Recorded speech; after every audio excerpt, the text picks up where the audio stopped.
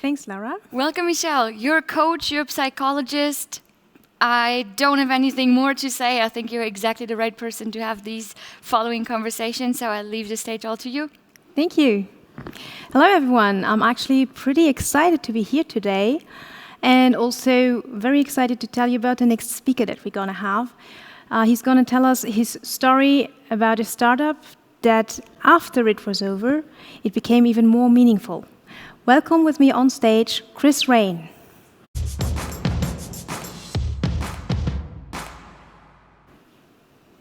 Hello, Chris.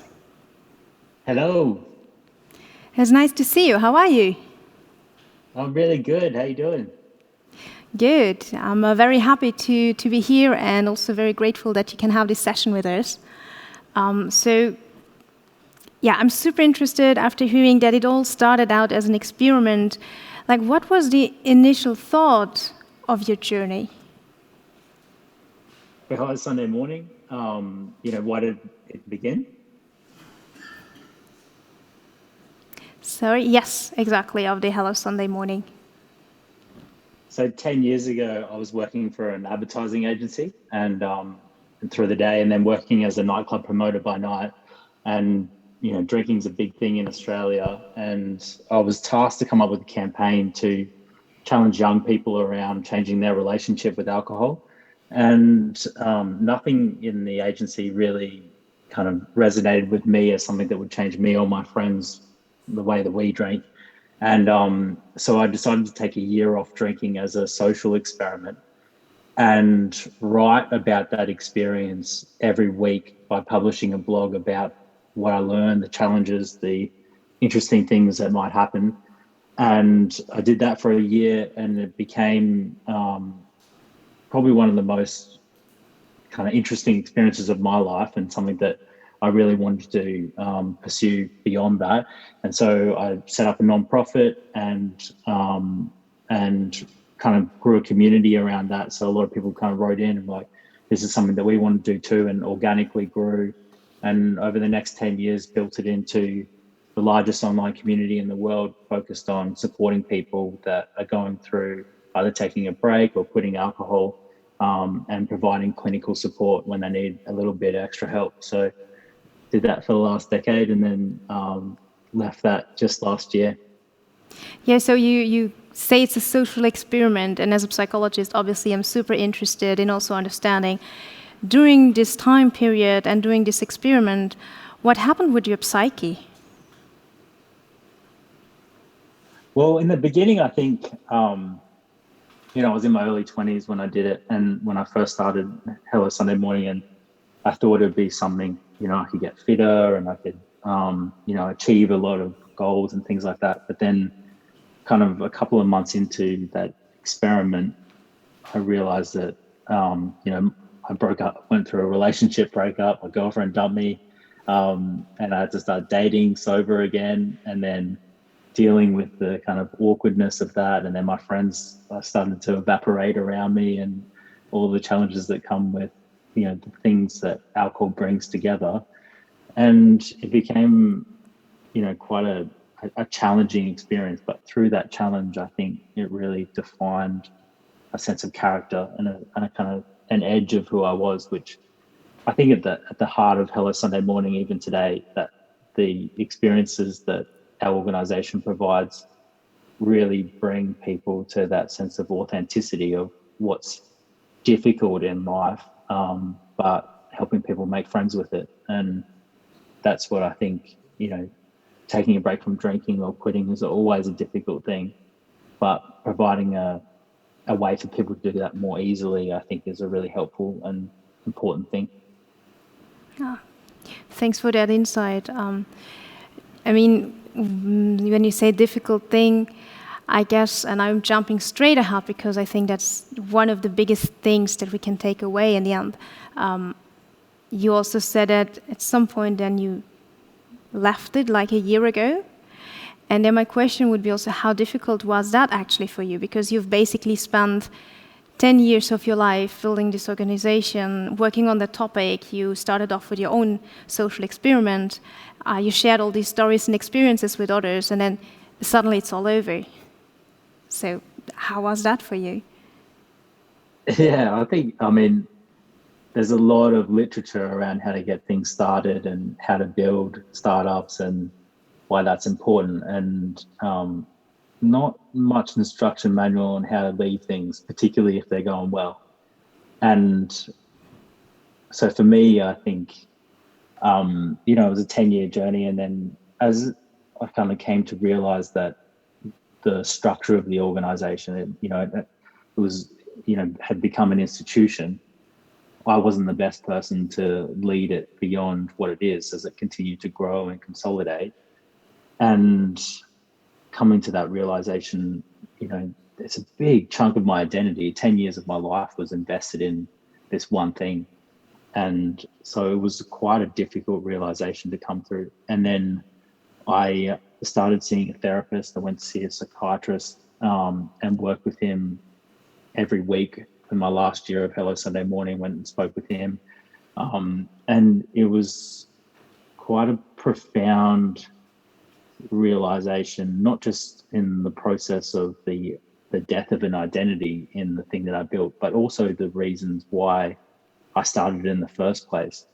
And my therapist said to me that, you because you didn't like the way that your father kind of parented, and you in your situation, you went out and tried to parent the world by telling them all how to drink, which was quite a profoundly challenging kind of insight to be given around like the inception of the thing that you spent 10 years building. But to own that and to know that it's okay that inspiration certainly came from there, but it doesn't devalidate the thing that you put into the world. But also that once you've done that, you can step back and you've made that change and you can leave it. And leaving the organization, it was quite a process, but a really important one for me to separate myself from the thing that I'd certainly used a lot to define myself and my sense of identity. So a very important and profound experience to go through.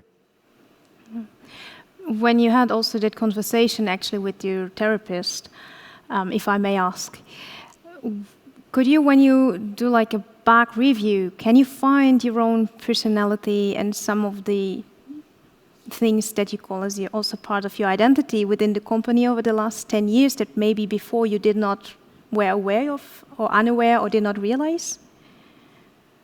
Yeah, I think there's a common trope that, people say, oh, it's baby, like your organization is your baby and you're leaving your baby or they've taken your baby or things like that. But actually, I think as an entrepreneur, you're the baby and you get grown up, and the organization in a way is kind of a parent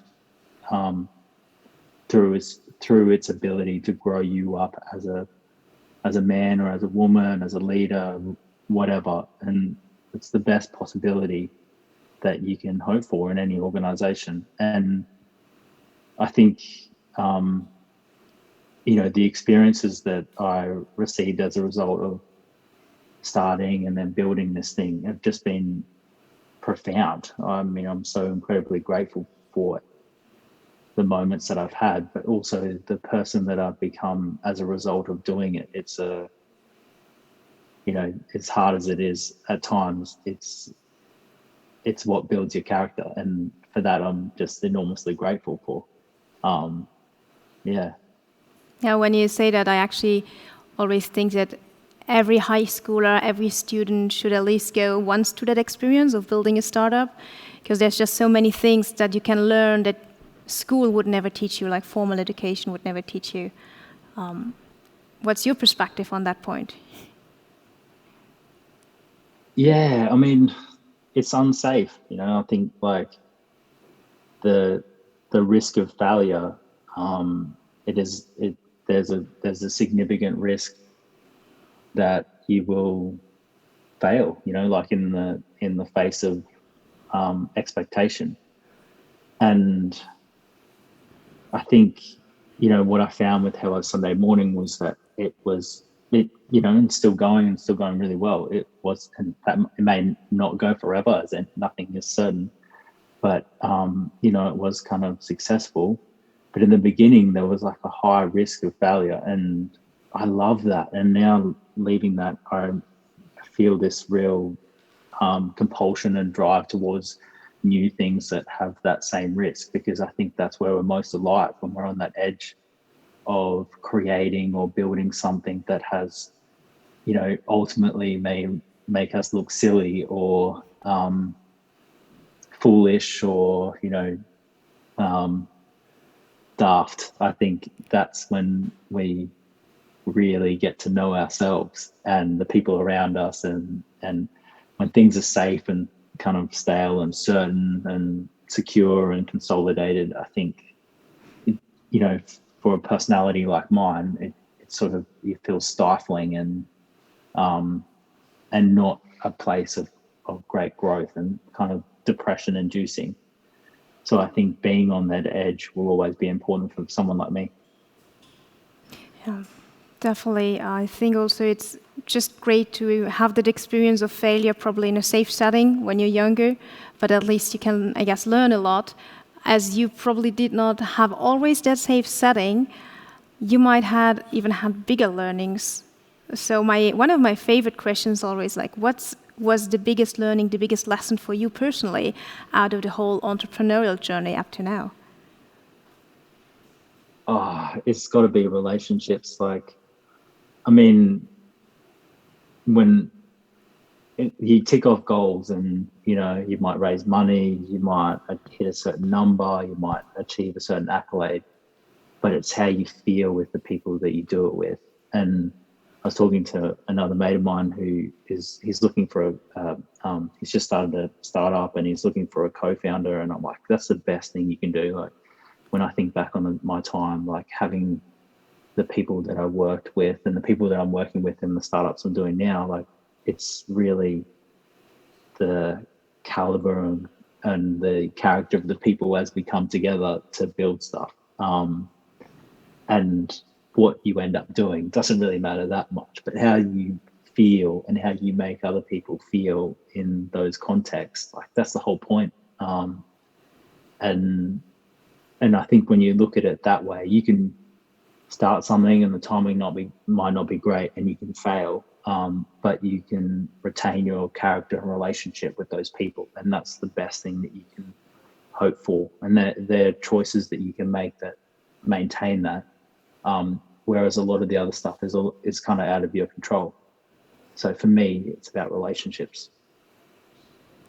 Relationships. You know, we divide relationships of work and from private life. And I was also wondering, when you're actually drinking and it affects your personality, it affects the social behavior, I guess. And then as a consequence, at some point, obviously, as we know, it affects also your mental health to a very big amount. When people actually then come and they use Hello Sunday Morning, or also the ones that share the stories, have you ever read something that's also connected to work? Because I know, for example, in Europe, it's still like a taboo to talk about therapy, or that you're healing, or that you have some issues. And it's always strictly supposed to be separated from work and your private life. And it's not seen as you're a person, but when you're at work, you're supposed to function. So do you have any experience with that, or maybe just your community? Did they share anything? Yeah, I mean, even in our organization, like, if I think about, you know, even in the organization as it grew to, you know, a team of 30 people, and the dynamics that happened between the relationships that I had, you know, in that organization, it all harks back to familial experiences that you have, like how you were treated as a kid, or your relationship to your parents or your siblings, and all this stuff comes out in everything that we do. Like, it's unavoidable. And if you think that it doesn't apply to you, you just you're like, you've got your head in the sand, because it's completely in everything that we do.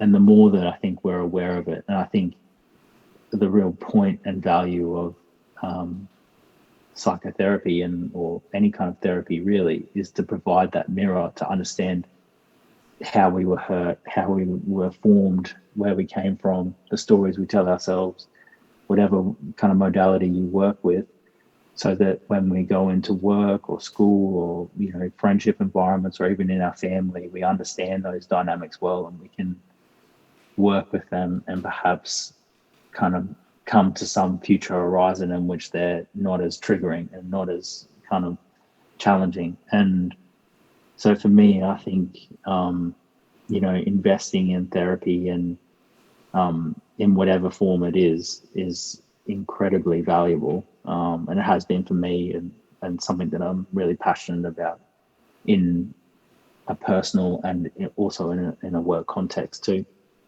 Mm-hmm. So for you personally also, you said that some of your friends, they helped you in the beginning also with the blogs and supported basically the social experiment.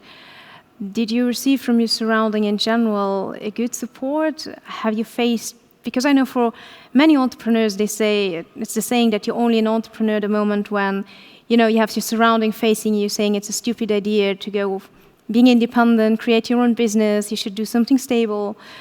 So how was it with your surrounding? Yeah, it's an interesting one. Like, I think probably the relationship that was most important for me to go against was my father. Like, I think he sort of encouraged me to keep pursuing my career in advertising, and I was like, no, this is what I want to do. And I think he didn't understand that, but I kind of did it anyway, and that was really important for my own psychological development to go against him, and find some happy medium in the future, which we have now.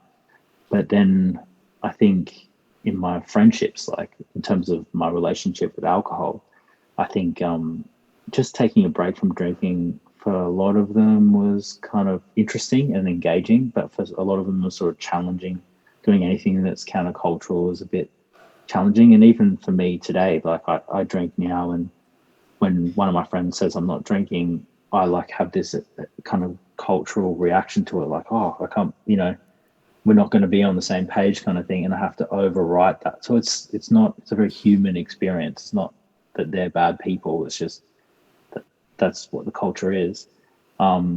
What's interesting with my friends is that, when I first did it, a lot of those that were most vehemently against it, a few years down the road, they then were like, oh, I've like taken a break myself, or I really love what you're doing just on the side, and usually those that have the greatest opposition become your greatest allies, just given the right timing and context. And I think that's true for most family and friends.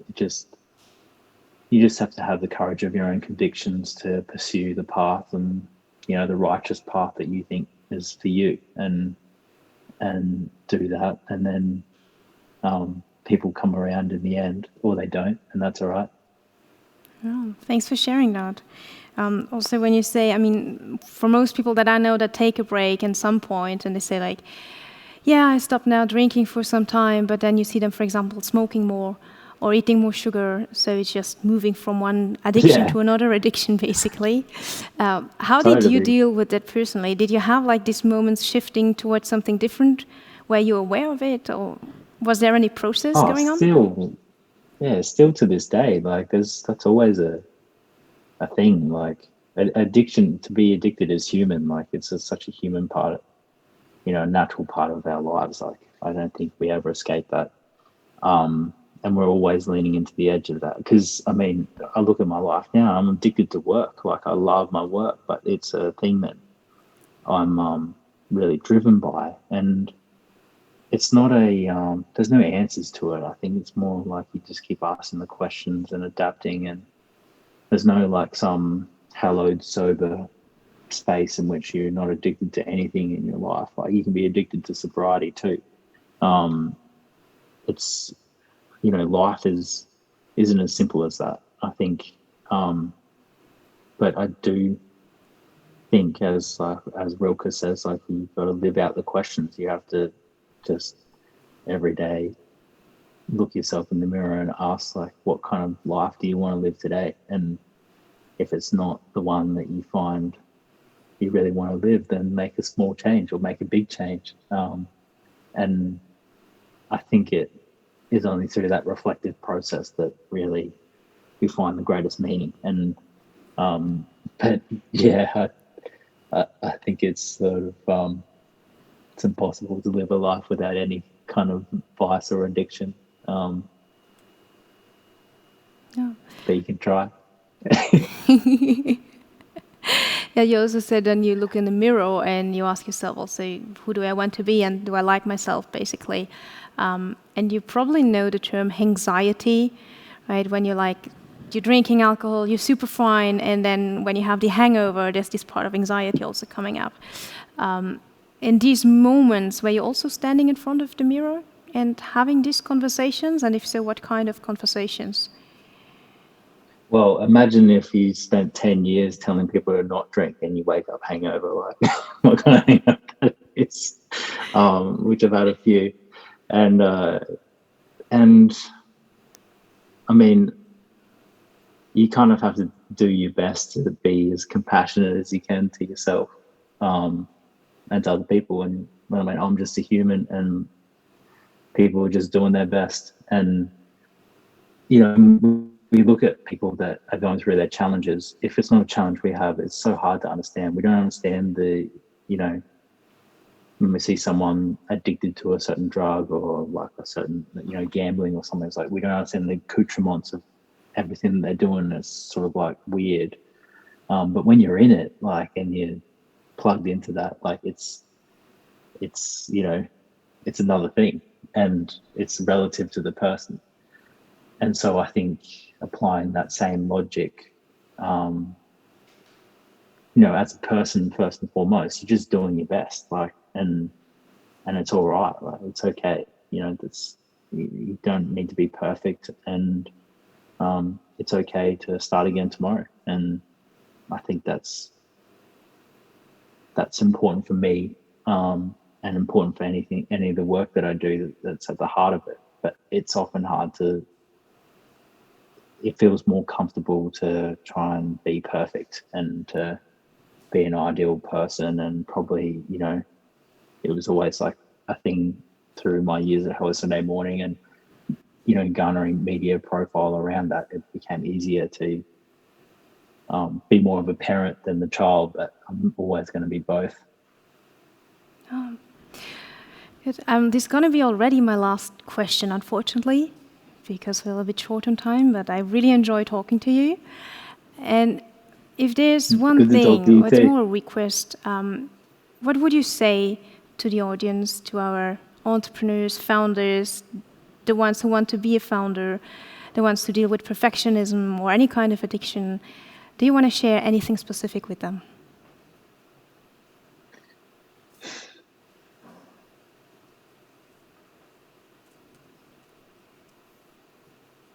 I think probably as I've gone through one phase of my, entrepreneurial life, I think, the best thing that I ever did was going getting therapy, like, and having different kinds of therapy in my life. Because I think ultimately it will make you a better person, a better business person. And, it's not always something that all people can afford in terms of time and money, but I think it's the best investment that you'll ever make. I don't think it'll guarantee that you're successful, but it will give you a greater appreciation for the life that you have. And so more than anything else, invest in that. Great. Thank you, Chris, so much for today. And I hope to talk soon again to you. And have a great night, actually. Thank you. Thanks, everyone. So now we're back and we're moving on with the next two speakers. And I really like what Chris said about being a better person, a better business leader, because